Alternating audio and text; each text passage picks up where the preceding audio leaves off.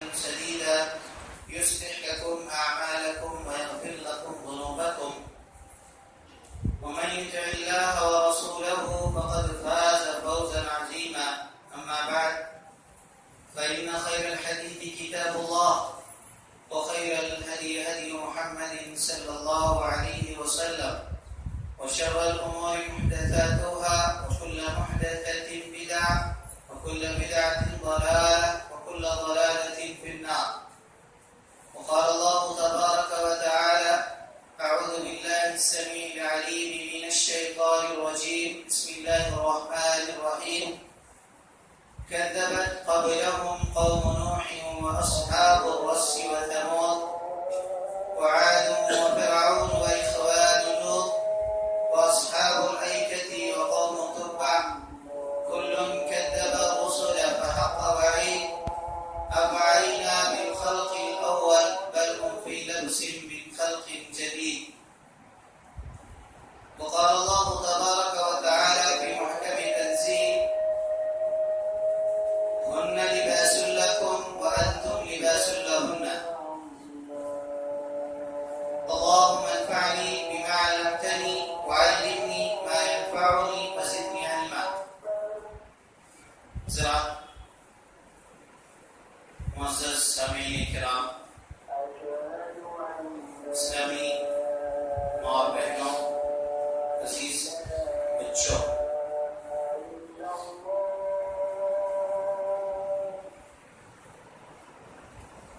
آج کے خطبہ جمعہ کا جو موضوع ہے مسلم خواتین کی ذمہ داریاں، یہ غالباً دوسری نشست ہے. اس سے پہلے میری حاضری ہوئی کہ آپ کے درمیان اس وقت ہمیں یہی موضوع دیا گیا تھا، اور آج بھی یہی موضوع ہے. کچھ باتیں غالباً رہ گئی تھی سامعین کے نظر میں، اس لیے مجھے کہا گیا کہ اسی موضوع پر آپ کچھ بات کریں. اللہ رب العالمین نے عورت کی تخلیق کا ایک دوسرا مقصد بیان کیا ہے قرآن مجید کے. اور انسانیت کی تخلیق کا مقصد عبادت ہے، جیسا کہ آپ کو معلوم ہے وما خلقت الجن والانس الا لیعبدون کی روشنی میں کہ انسان اور جنات کی تخلیق کا مقصد اللہ رب العالمین کی عبادت ہے. عورت کی مقصد تخلیق کا دوسرا پہلو اللہ رب العالمین نے سورۃ الروم کی آیت کے اندر بیان فرمایا: لتسکنوا الیہا، تم تاکہ اس سے سکون حاصل کرو. مودۃ و رحمہ، ایک تیسری صفت اللہ رب العالمین نے بیان کی کہ ہم نے عورتوں کے اندر مودت رکھا ہے اور رحمت بھی رکھا ہے. تو سکون حاصل کرنا یہ مردوں کے لیے عورتوں کی تخلیق کا دوسرا مقصد ہے. اب اس عورت کے ایک ذات کے اسلام کے اندر کئی روپ بیان کیے گئے، کئی حیثیتیں بیان کی گئی. ایک حیثیت تو اس کی بیوی ہونے کا ہے، اور پہلی حیثیت ہے، اس بات کو ذہن میں رکھیں کہ ماں عورت بعد میں بنتی ہے، پہلے بیوی بنتی ہے. جب حضرت آدم علیہ السلام کی تخلیق ہوئی تو اللہ تعالیٰ نے حوا کو بطور بیوی بنایا. تو عورت کا ایک روپ اس کا بیوی ہونا ہے. عورت کی دوسری حیثیت جو ہے وہ ہے اس کی ماں ہونا، ماں بھی بنتی ہے.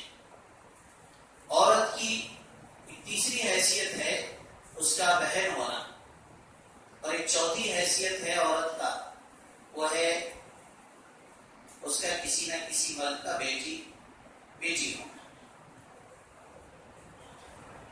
یہ تین حیثیت ہے، چار حیثیت ہے. لیکن اگر آپ غور کریں گے تو یہ پتہ چلتا ہے کہ اصل میں دو حیثیت بڑی اہم ہے، اور دو حیثیت کو قرآن مجید نے بارہا بیان کیا ہے. ایک حیثیت تو اس کا بیوی ہونا ہے، اور دوسری حیثیت اس کا ماں ہونا ہے.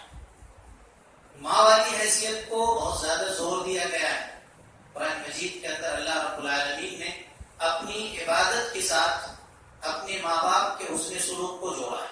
بہت سارے مقامات پر ہے. اس میں ایک مشہور آیت ہے سورہ اسراء کی، وَقَضَىٰ رَبُّكَ أَلَّا تَعْبُدُوا إِلَّا إِيَّاهُ وَبِالْوَالِدَيْنِ إِحْسَانًا. فرمایا تھا رب العالمین نے کہ فیصلہ ہے تمہارے رب کی طرف سے کہ تم اللہ کے علاوہ کسی کی عبادت نہ کرو، صرف اللہ کی عبادت کرو، اللہ کی مانو اور اپنے والدین کے ساتھ حسن سلوک کرو. اسی طریقے سے اسی آیت کے اندر اللہ رب العالمین نے مردوں کو، اولاد کو حکم دیا ہے کہ وہ اپنے والدین کے ساتھ احسان کا اس قدر رویہ رکھے، اف لکما، کہ اف نہ کہے ان دونوں. اف کس کو کہتے ہیں؟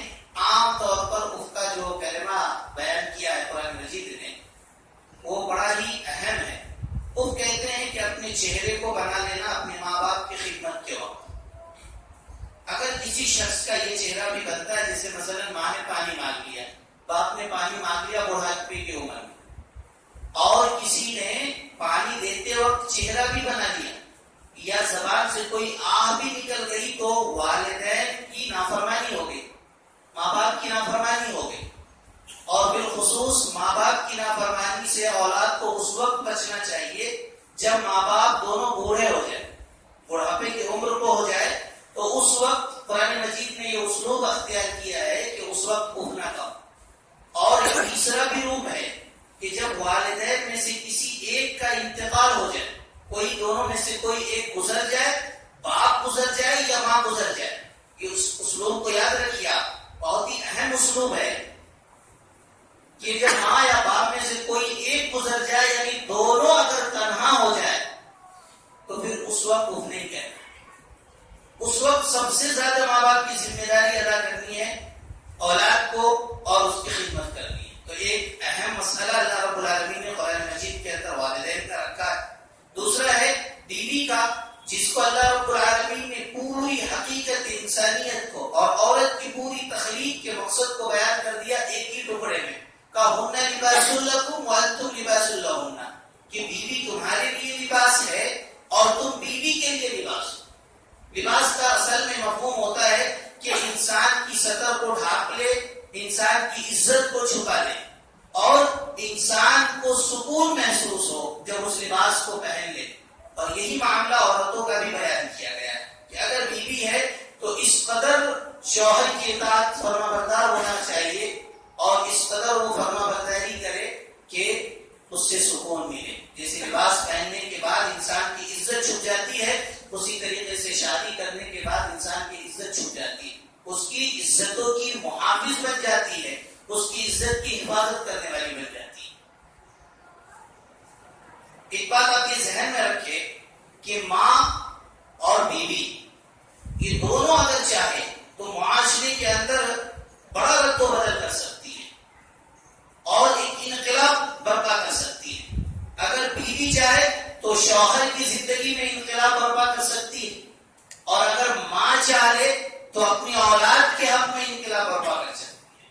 اور قرآن مجید نے دونوں کے اوپر کچھ نہ کچھ ذمہ داری عائد کی، کچھ نہ کچھ ذمہ داریاں ہیں.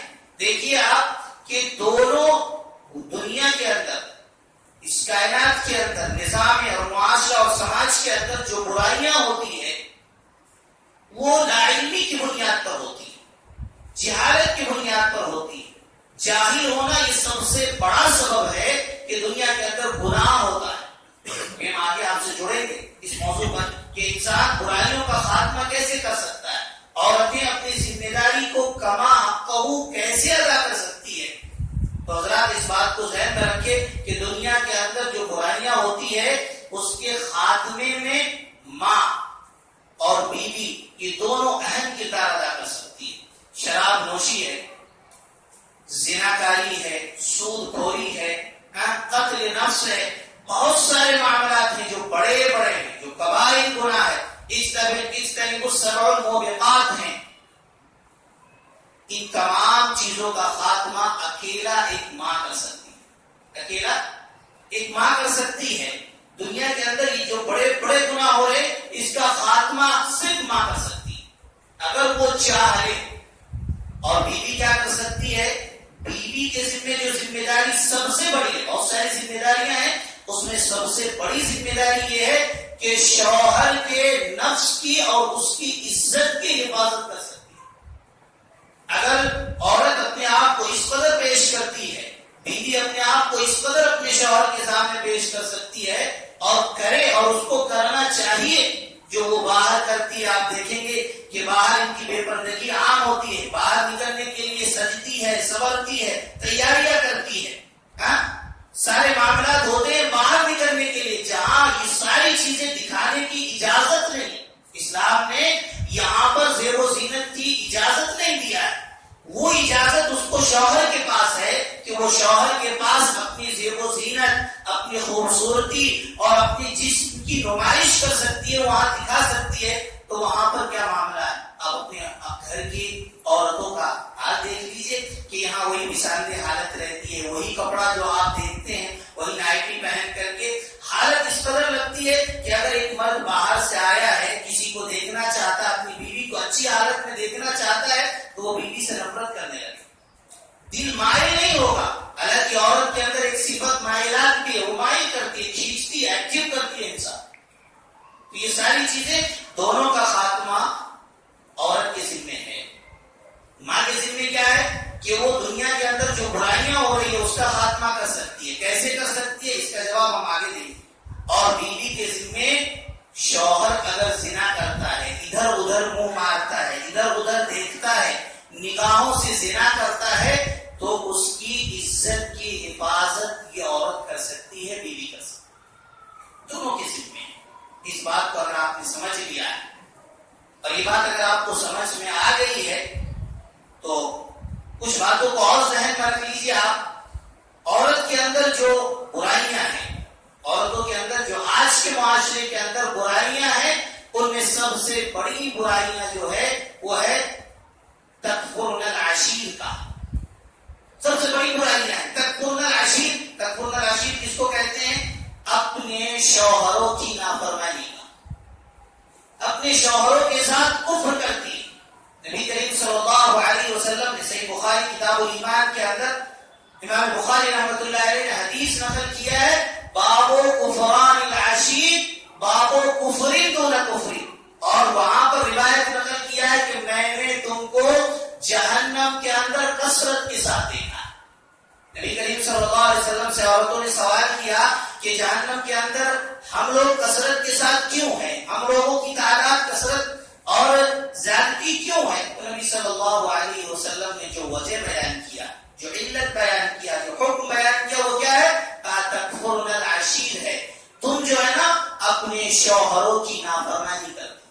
ایک بات اور ذہن میں رکھ لے، شوہروں کی نافرمانی کو اللہ کے رسول صلی اللہ علیہ وسلم نے کفر سے تعبیر کیا ہے، کہا یہ کفر ہے، گرچہ ایک کفر کا درجہ دوسرے کفر سے کم ہوتا ہے، چھوٹا ہوتا ہے، لیکن اللہ کے رسول صلی اللہ علیہ وسلم نے یہ بیان فرمایا کہ عورت کا شوہر کی نافرمانی کرنا یہ کفر ہے، یہ کفر ہے۔ اور وہاں پر باپ باندھ کر یہی سمجھانا چاہتے ہیں کہ کافر تو نہیں کہا جائے گا، لیکن وہ عورت جو عورتیں اپنے شوہروں کی نافرمانی کرتی ہے وہ عملی کافر ہے، وہ عملی کافر ہو جاتی ہے۔ تو یہ عورتوں کے اندر سب سے بڑی برائیاں ہیں۔ شوہر اگر بلائے تو حاضر نہیں، شوہر کی اجازت کے بغیر گھروں سے نکل جانا، شوہر کی اجازت کے بغیر کسی کو مال دے دینا، شوہر کی اجازت کے بغیر کسی غیر محرم مرد کو اپنے گھر میں داخل کر لینا، یہ چاچا کا بیٹا ہے، یہ پھوپھی کا بیٹا ہے، یہ تایا کا بیٹا ہے،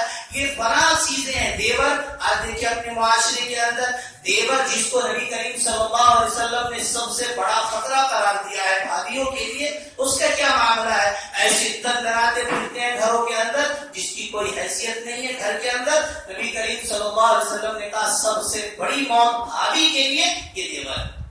اور دنیا کے اندر آپ دیکھیں گے، نظام کائنات کے اندر آپ دیکھیے تو بھابھی کے لیے یہ دیور مضر کئی جگہ ثابت ہو چکا ہے، کئی جگہ ثابت ہو چکا ہے۔ آپ میڈیا سے جڑیے اور میڈیا پر دیکھیے ایسے معاملات ہمارے اس ملک کے ہندوستان کے اندر ہو چکے ہیں جن کے یہاں پر بھابھیوں کے ساتھ ان کے دیور کے غلط سبب اور غلط رشتے قائم ہوئے۔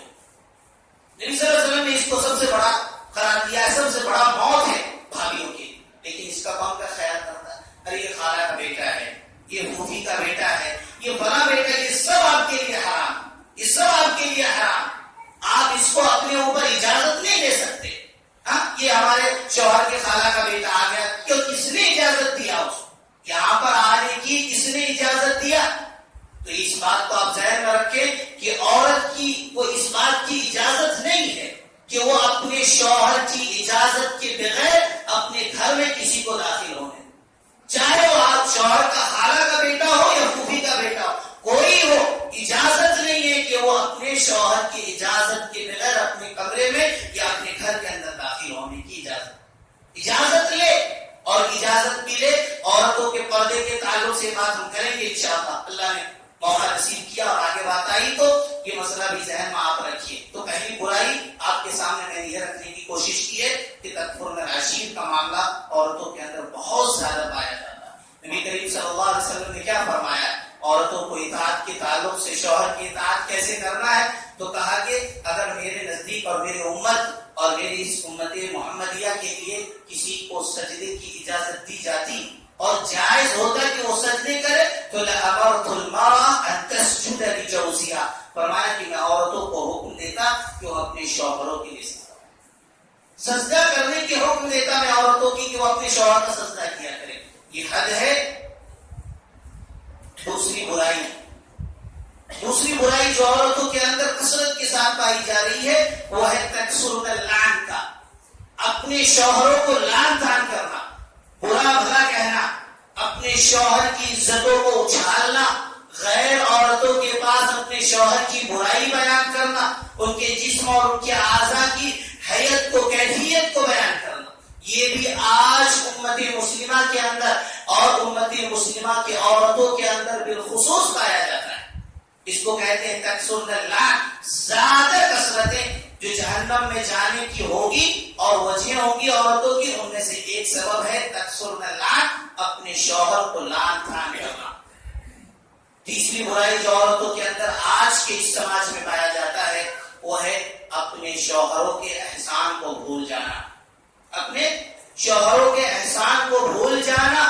کیا ہے؟ شوہر کماتا ہے، دن بھر بھاگتا ہے، کوششیں کرتا ہے، جو کچھ لاتا ہے آپ کے زندگی کے عیش و آرام کے لیے لاتا ہے، اسباب مہیا کرتا ہے، ساری کوششیں کرتا ہے، در در کی ٹھوکریں کھاتا ہے، کمانے میں کتنی محنت لگتی ہے ہمیں سے ہر شخص جانتا ہے کہ آپ اگر کمانا چاہتے ہیں تو جو بڑا آدمی ہے اسے بھی کمانے کے لیے ضرورت محنت کی پڑتی ہے، اور جو چھوٹا ہے اسے بھی کمانے کی ضرورت پڑتی ہے اور اس کے لیے محنت کرنا پڑتا ہے۔ حضرات، یہ عورتیں اپنے شوہروں کے احسان کو ہمیشہ بھول جاتی ہیں، اور نبی کریم صلی اللہ علیہ وسلم نے کہا کہ یہ تیسرا سبب ہے کہ تم جہنم کے اندر زیادہ جاؤ گی۔ اچھے کپڑے لا کے دے رہے ہیں، اچھے گھر ہیں، خوب گھما رہے ہیں، خوب کھلا رہے ہیں، ساری زندگی اس کے لیے آپ نے قربان کر دی، کبھی اگر ادنا سا معمولی سی غلطی ہو جائے، بھول چوک ہو جائے، یا کسی سال آپ نے عید میں کچھ اچھا نہیں دیا تو کیا کہتی ہے؟ نبی کریم صلی اللہ علیہ وسلم نے اپنے الفاظ میں بیان کیا، کہا ما رأیت خیرا قط، ہمیشہ تم کہہ دیتی ہو کہ میں جب سے آپ سے شادی کری ہوں کبھی آپ سے احسان کو میں نے دیکھا ہی نہیں۔ پوری زندگی احسان کیا بیچارے، پوری زندگی اس کو خوش رکھنے کی کوشش کیا، لیکن ایک غلطی نے پوری زندگی کے احسان کو بھلا دیا، اور آپ نے کیا کہہ دیا؟ ہمارا تو خیرن قط، کبھی احسان، کبھی اچھی چیزیں آپ سے ملی نہیں، کبھی اچھا گھر ہم نے دیکھا نہیں، کبھی قیمتی لباس ہم نے پہنا نہیں، کبھی آپ کے ساتھ ہم گھومنے گئے نہیں، کبھی ہم کو ہوٹل میں آپ نے کھانا کھلایا نہیں۔ یہ ساری چیزیں پوری زندگی کی نچوڑ آپ کے سامنے منٹوں میں رکھ دیتی ہیں۔ کہا یہ تیسری برائی ہے تمہارے اندر، اور یہ تین برائیاں ایسی ہیں: تکفر العشیر، شوہروں کی نافرمانی، تکثر اللعن، شوہروں کو برا بھلا کہنا، اور شوہر کے احسان کو منٹوں میں بھلا دینا۔ یہ تین سبب ہیں جس کی وجہ سے تم جہنم کے اندر زیادہ ہو، تمہاری کثرت ان تین سبب کی وجہ سے۔ عورتوں کو چاہیے کہ ان ذمہ داری کو ادا کرے، اس ذمہ داری کو ادا کرے۔ بیوی جس طریقے سے، شوہر جس طریقے سے اپنی بیوی کے لیے محنتیں کرتا ہے، اور در در کی ٹھوکریں کھاتا ہے. عورتوں کو بھی چاہیے کہ اپنے شوہر کو خوش رکھنے کی کوشش کرے. مثال دی جاتی ہے اور پیش کی جاتی ہے غالباً کہ اگر روٹی پکا رہی ہو عورت، روٹی پکا رہی ہو اور تندور پر روٹی رکھا ہوا ہے، اس وقت بھی اگر اپنی قضاء حاجت کے لیے، اپنی ضروریات کے لیے عورت کو بلایا جائے تو انکار کی اجازت نہیں. انکار کی اجازت نہیں ہے. اگر کسی عورت کو، شیخ صالح العثیمین اور ابن باز رحمۃ اللہ علیہ کا متفقہ فیصلہ ہے، آپ سنیے اس کو اور اس کو ذہن میں رکھیے، خواتین کو بتائیے اور خواتین اس کو سنیں اور ذہن میں لکھے. کہا کہ دیکھیے اگر کسی عورت کو کبھی ایسا ہوتا ہے کہ جمع کرنے کی حاجت نہیں رہتی، ضرورت نہیں رہتی، ضرورت نہیں ہے کہ وہ جمع کر سکتی ہے، طاقت میں نہیں ہے کہ جمع کر سکتی ہے، کہا اس وقت بھی اگر شوہر تم کو بلائے تو تم جمع کرو اس کے ساتھ، گرچہ اس نیت سے جمع کرو کہ اللہ رب العالمین مجھ سے خوش رہے اور اللہ رب العالمین اس جمع کے بدلے مجھے ثواب دے. تو ثواب کی نیت سے جمع کرو. تو کہا کہ اس وقت بھی، اس حالت میں بھی اسے اجازت نہیں ہے کہ شوہر نے بلایا بستر پر تو وہ نہ جائے. اس حالت میں بھی اسے آنا ہے. کیوں؟ وہاں پر شوہر کی اطاعت مقصود ہے، ساتھ ہی ساتھ اللہ رب العالمین کی خوشنودی مقصود ہے. یہ کرنے کا اور یہ عمل کو انجام دینے کا اللہ رب العالمین نے حکم دیا ہے. آپ کی تخلیق اور آپ کو اللہ نے اسی لیے پیدا کیا ازواجا لتسکنوا الیہا کہ تم گھر میں رہو اور اپنے شوہر کو تسکین پہنچاؤ، جسمانی اور روحانی دونوں طریقے سے اس کو تسکین پہنچاؤ، اس کو آرام پہنچاؤ. حضرات یہ 3 برائیاں تھیں اور یہ 3 برائیوں کی وجہ سے قیامت کے دن عورتوں کو جہنم کے اندر کثرت سے ڈالا ہے. اس کے علاوہ ایک برائی جو آج کے معاشرے کے اندر ہے وہ بے پردگی کا ہے. بے پردگی کا ایک معاملہ ہے. بے پردگی کیا ہے حضرات؟ اس کو بھی آپ ذہن میں رکھیے. بے پردگی صرف ظاہری کھول کر کے چلنا اس کا نام نہیں ہے. بے پردہ عورتیں کپڑا پہننے کے بعد بھی ہو سکتی ہے. کپڑا پہنی ہے پھر بھی بے پردہ ہے، ننگا ہے. نبی صلی اللہ علیہ وسلم نے عاریات کا لفظ استعمال کیا ہے. ایک حدیث ہے صحیح مسلم کے اندر، اللہ کے رسول صلی اللہ علیہ وسلم نے ارشاد فرمایا صنفان من اہل النار لم ارہما قط، کہ دیکھو میں 2 جہنمی کے بارے میں تمہارے سامنے بیان کرتا ہوں جس کو میں نے نہیں دیکھا ہے. تم دیکھو گے تمہارے زمانے میں یہ لوگ پیدا ہوں گے، میں نے نہیں دیکھا ہے. یعنی اس وقت یہ قوم موجود نہیں ہے. کہا کون ہے؟ کہا کہ 2 قسم کے لوگ ہیں جو جہنم میں ہوں گے. ان میں سے ایک ہے کاسیات عاریات ممیلات مائلات. کہا کہ وہ عورتیں جو کپڑا پہنے ہوں گی ننگی ہوگی، کپڑا پہنے ہوں گی ننگی ہوگی، ممیلات ہوگی، دوسروں کو اپنی طرف ایکٹیو کرے گی، ممیلات اور خود اس کے طرف مائل ہوگی. کہا ولا يدخلن الجنة ولا يجدن ريحها من مسيرة كذا وكذا. کہا کہ ایسی عورت جو کپڑا پہننے کے بعد بھی ننگی ہو، کپڑا پہنی ہو لیکن ننگی ہو، مائل کرتی ہو، مردوں کو اپنے طرف جھکاتی ہو اور خود دوسروں کی طرف جھکتی ہو، ایسی عورت جہنم کے اندر، جنت کے اندر داخل نہیں ہوگی. یہاں تک فرمایا کہ ولا یجدن ریحها من مسیرۃ کذا وکذا. کہا کہ جنت کے اندر داخلہ بڑی بات ہے، جنت کی خوشبو کو بھی محسوس نہیں کرے گی. حالانکہ جنت کی خوشبو من مسیرۃ کذا وکذا، اے قال امام حجر اسقلانی رحمۃ اللہ علیہ 30 مرہ، یا اور بھی اس کی تشریح کے لیے 40 سال کی مسافت، اتنی دوری سے اس کی جنت کی خوشبو محسوس کی جائے گی. لیکن ایسی عورت، جو عورت کپڑا پہننے کے بعد ننگی ہوگی، وہ خوشبو نہیں محسوس کرے. یہ بے پردگی ہے. یہ بے پردگی کا نتیجہ ہے. آپ دیکھیے کہ آج جو عورتوں کا لباس ہے، اللہ اکبر، آج جو عورتوں کا لباس ہے، آپ ذرا غور کیجئے کہ کیا عورت اس کپڑا پہننے کے بعد کپڑا پہن کر ہے؟ اس کو کپڑا کہا جا سکتا ہے، لباس کہا جا سکتا ہے، جس کو خذوا زینتکم کہا ہے اللہ رب العالمین نے کہ زینت کے لیے اس لباس کو پہنو. کیا یہ کپڑا پہننے کے بعد آپ اس کو کہہ سکتے ہیں کہ یہ کپڑا پہن کر ہے؟ ارے میں یہ کہتا ہوں اپنی تجربات اور مشاہدات کی روشنی میں. آپ دیکھیے وہ عورتیں جو ننگی ہو، جس کے جسم پر، جس کے تن پر، بدن پر کوئی کپڑا نہیں ہے، ایک غیرت مند مرد اپنی نگاہوں کو جھکا لے گا. لیکن یہ کپڑے جو پہن کر ہے اس کے طرف نہیں دیکھنے والا بھی دیکھنے کی تمنا کرتا ہے، دیکھنے کی تمنا کرتا ہے، اس کپڑے میں دیکھنے کی تمنا کرتا ہے. ننگی ہے اگر عورت تو شرم سے آپ کا سر جھک جائے گا، لیکن اگر یہ کپڑا پہنی ہے جو آج پہن رہی ہے، ایک انسان ایک نگاہ دیکھنے کی تمنا کرتا ہے. اب دیکھیے نوجوان کو کٹے پر بیٹھے رہتے، کیوں بیٹھے رہتے؟ ننگی عورتیں چلتی ہیں اس کو دیکھنے کے لیے، ہرگز نہیں. یہ ان عورتوں کو دیکھنے کے لیے بیٹھے رہتے ہیں، ان لڑکیوں کو، ان دوشیزاؤں کو دیکھنے کے لیے بیٹھتے ہیں جو کپڑا پہنے رہتی ہیں. لیکن کپڑے کی حالت کیا ہے حضرات؟ آپ کے سامنے بالکل واضح ہے، روز روشن کی طرح. جس طریقے سے سورج کی حقیقت کو آپ سمجھ سکتے ہیں، اسی طریقے سے ان عورتوں کو بھی آپ سمجھ سکتے ہیں. ارے جنت کے اندر داخل نہیں ہوگی، خوشبو بھی نہیں ملے گی حضرات. یہ معاملہ ہماری عورتوں کا ہے. ہماری عورتیں بے پردہ ہے. کیا خود میں نے کہا تھا کہ اگر بوڑھی عورت بھی ہے، بوڑھی عورت بھی ہے، وَقَرْنَ فِي بُيُوتِكُنَّ وَلَا تَبَرَّجْنَ تَبَرُّجَ الْجَاهِلِيَّةِ الْأُولَىٰ. قرآن نے بڑا پیارا اسلوب دیا، کہا کہ گھر کو ہی قرار پکڑو، گھر میں ہی رہو. اور وہ مرد بے غیرت ہوتے ہیں جو سبزی خریدنے کے لیے، کپڑا خریدنے کے لیے یا دیگر ضروریات کے لیے اپنے عورتوں کو باہر بھیجتے ہیں اور خود گھر میں بیٹھے رہتے ہیں. یہ بے غیرتی کی بات ہے. امام ابن حجر اور دیگر علماء نے کیا لکھا ہے کہ عورت کے لیے جائز نہیں ہے کہ وہ اپنی آواز کو بھی غیر مردوں پر ظاہر کرے.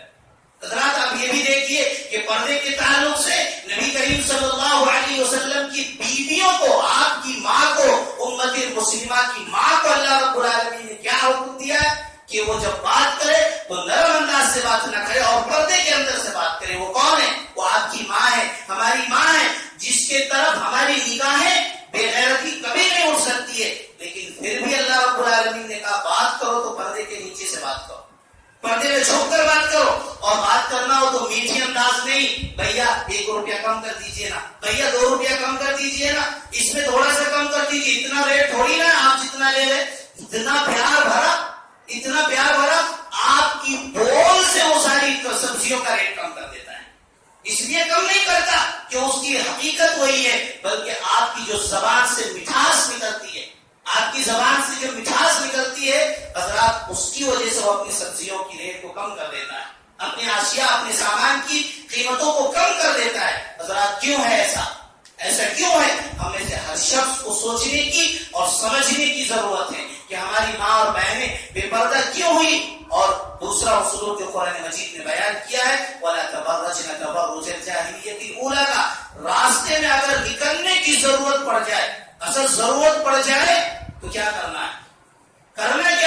اس وقت نکلنا اس انداز سے ہے کہ جاہلیت کی روش اختیار نہیں کرنا ہے، جاہلیت کی طرح نہیں چلنا ہے، جاہلیت کی چال سے بچنا ہے. حضرات یہ برائی بھی ہمارے معاشرے کے اندر عام ہے، اور بڑا افسوس ہوتا ہے امت مسلمہ کے مردوں پر کہ ہم دیکھتے ہیں، مشاہدہ کرتے ہیں، ہماری گھر کی عورتیں اس قدر چل رہی ہے، اس قدر ہے، جہنم میں جا رہی ہے یا جہنم کے گڑھے کے پاس کھڑی ہے. ہم دیکھتے ہیں، اپنے آنکھوں سے مشاہدہ کرتے ہیں، لیکن کسی کی جرأت نہیں ہوتی ہے، کسی کی جرأت اور کسی کی غیرت اس بات کو قبول نہیں کرتی ہے کہ اس کو منع کر دیا جائے، کسی کی غیرت اس بات کو قبول نہیں کر رہی ہے. اور اس بات کو بھی آپ ذہن میں رکھ لیجئے حضرات، اور اس بات کو صحیح طریقے سے ذہن میں رکھ لیجئے کہ آپ کی بے غیرتی اور حضرت عمر بن خطاب رضی اللہ تعالیٰ عنہ کی غیرت مندی کو دیکھیے. نبی کریم صلی اللہ علیہ وسلم کی بیویاں جب قضاء حاجت کے لیے باہر نکلتی تھی، حضرت عمر کو غیرت آتا تھا کہ آپ کی بیویاں باہر نکلے، نبی صلی اللہ علیہ وسلم کو بار بار ٹوکتے تھے کہ ایسا نہیں ہونا چاہیے. اللہ رب العالمین کو حضرت عمر کی غیرت پر غیرت آئی اور قرآن میں آیات نازل فرمایا اللہ رب العالمین نے، اور سرے سے خارج کر دیا کہ آپ کو اس بات پر عمل کرنا چاہیے، آپ کو ماننا چاہیے. یہ آپ اور ہم میں غیرت ہے کہ ہماری عورتیں بے پردہ ہوئی ہیں. اور کپڑا پہننے کے بعد بے پردگی، آج جو مسلم معاشرے کے اندر دیکھیں گے نقاب پہنے جاتے ہیں، برقع پہنے جاتے ہیں، اس کی بھی حالت کچھ زیادہ اچھی نہیں ہے، اس پر بھی کوئی بہت زیادہ آپ کو نمبر نہیں مل سکتے ہیں. نقاب پہننے کے بعد بھی عورتیں ننگی ہیں، برقع پہننے کے بعد بھی عورتیں بے پردہ ہیں.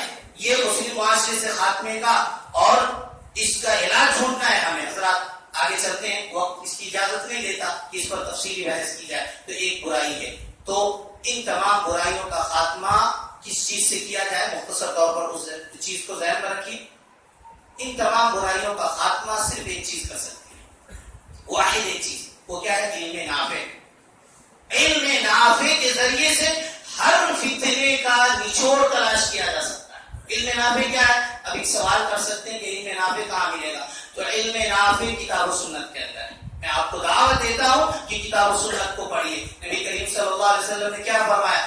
ترکت فیکم شیئین لن تضلوا بعدہما کتاب اللہ و سنتی. اے لوگو، میں اپنے بعد تمہارے درمیان دو چیزوں کو چھوڑ کر کے جا رہا ہوں. لن تضلوا، جب تک پکڑے رہو گے، گمراہ نہیں ہوگے، کسی فتنے میں نہیں پڑو گے.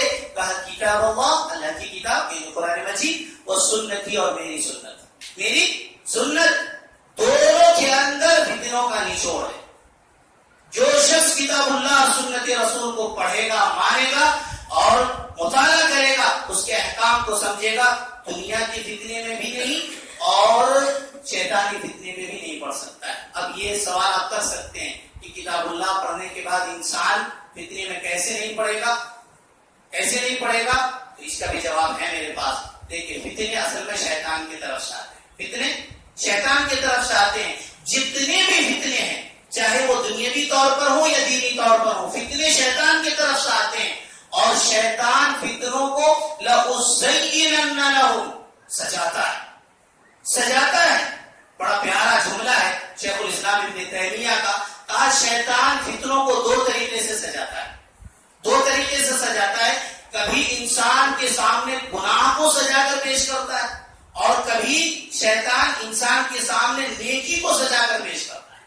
نیکی کو سجا کر پیش کرتا ہے. کیوں؟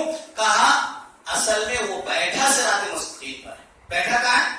صراط مستقیم پر بیٹھا ہے. بڑی قیمتی بات ہے شیخ الاسلام ابن تیمیہ کی. کہا بیٹھا صراط مستقیم پر ہے. گمراہ کس کو کرے گا؟ ہر میں کس کے لیے آزمائے گا؟ راستہ کس کے لیے ڈھونڈے گا؟ کہا کہ ان لوگوں کے لیے جو صراط مستقیم پر چل رہے ہیں، ہدایت پر چل رہے ہیں، اور جو دعویٰ کرتے ہیں کہ میں ہدایت پر ہوں، سجائے گا اس کے لیے گناہوں کو اور کبھی نیکیوں کو. نیکیوں کو کیسے سجاتا ہے؟ جب سوال آئے گا تو اس کو ذہن میں رکھے. نیکیوں کو کیسے سجاتا ہے؟ کبھی نماز کو مؤخر کرواتا ہے، کبھی مقدم کرواتا ہے.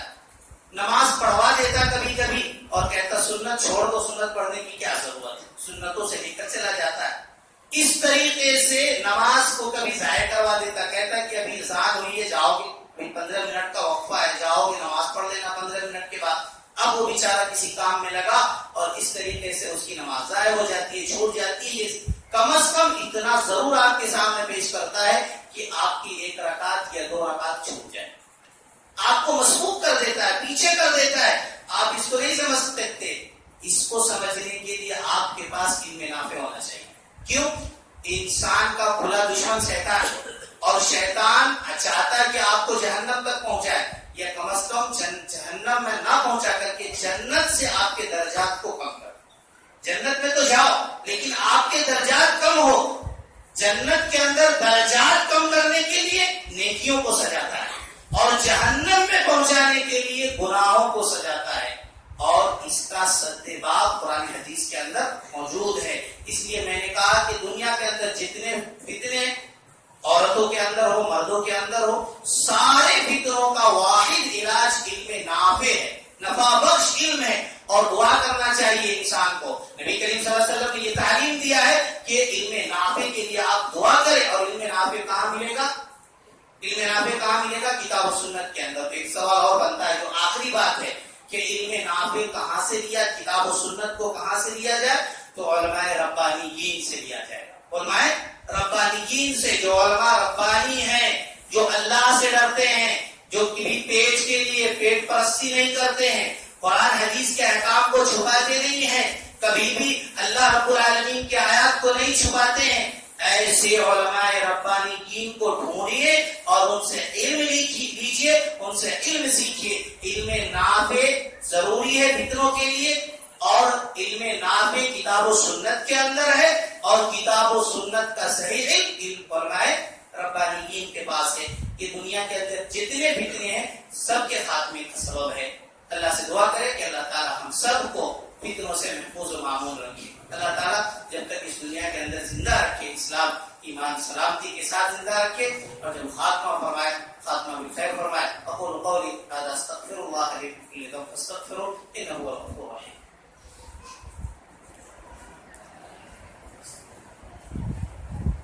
الحمد لله حمدا كثيرا طيبا مباركا فيه. مسلمان حضرات، تو تین باتیں بطور نصیحت جو موضوع سے ہٹ کر آپ کے سامنے رکھوں، 2-3 منٹ آپ کا ایکسٹرا لوں گا. سب سے پہلی بات ہماری طرف سے پیغام یہ ہے کہ اللہ سے ڈریے.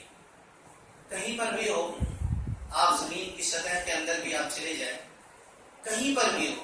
حضرت عبداللہ ابن عباس کہتے تھے کہ اللہ سے ڈرنے کا حق یہی ہے کہ ہر جگہ پر اللہ سے ڈرائے. کہیں پر بھی آپ مجلسوں میں ہیں، محفلوں میں، اللہ سے ڈریے. دوسری بات، تقوی اختیار کیجیے اللہ رب العالمین. اور تقوی نام ہے اللہ کی اطاعت و فرمانبرداری، اللہ کی باتوں کو ماننے کا اور ان کے منہیات سے رکنے کا. تو اللہ کا تقوی اختیار کیجیے. تیسری بات، یہ بات ذہن میں رکھیں، عام طور پر مسلموں سے غلطی ہوتی ہے. جب اذان ہوتی ہے جمعہ کے لیے تو لوگ جو مسجد کے اندر آتے ہیں تو سنت نہیں پڑھتے. سنت نہیں پڑھتے یعنی اذان کا جواب دینے کے لیے کھڑے ہو جاتے ہیں، اور جب اذان ختم ہو جاتی ہے تو اس کے بعد سنت پڑھتے ہیں. اس بات کو ذہن میں رکھیے، اذان کا جواب دینا یہ کوئی ضروری امر نہیں ہے، اس میں مستحب معاملہ ہے. استحباب کا درجہ دیا ہے علماء نے. واجب علماء کے خطبہ سننے کا، جو خطبات جمعہ ہے وہ واجب ہے. اس لیے علماء نے کہا ہے کہ دوران اذان اگر وہ شخص پہنچا ہے مسجد تو پہلے وہ سنت پڑھ لے، اذان کا جواب نہ دے، کیونکہ خطبہ سننا اس پر واجب ہے. تو واجب کے لیے وہ اپنے مستحب چیز کو ترک کر سکتا ہے، لیکن مستحب چیز کے لیے واجب کو ترک نہیں کر سکتا ہے. اس لیے یہ پیغام دینا ہے کہ جب آپ جمعہ کے دن مسجد میں آئے اس حالت میں کہ اذان ہو رہی ہو تو ہلکی نماز 2 رکعت جلدی سے پڑھے، اور اس کے بعد امام کا خطبہ اطمینان کے ساتھ بیٹھ کر کے سکون کے ساتھ سنیں. اللہ تعالی ہم سب کو اس کی توفیق عطا فرمائے. ان اللہ وملائکتہ یصلون علی النبی یا ایھا الذین آمنوا صلوا علیہ وسلموا تسلیما. اللهم صل علی محمد وعلى ال محمد كما صليت على ابراہیم وعلى ال ابراہیم انك حمید مجید. اللهم بارك على محمد وعلى ال محمد كما باركت على ابراہیم وعلى ال ابراہیم انك حمید مجید. عباد اللہ رحمكم الله، ان الله يأمر بالعدل والإحسان وإيتاء ذي القربى وينهى عن الفحشاء والمنكر ولذكر الله أكبر والله يعلم ما تصنعون.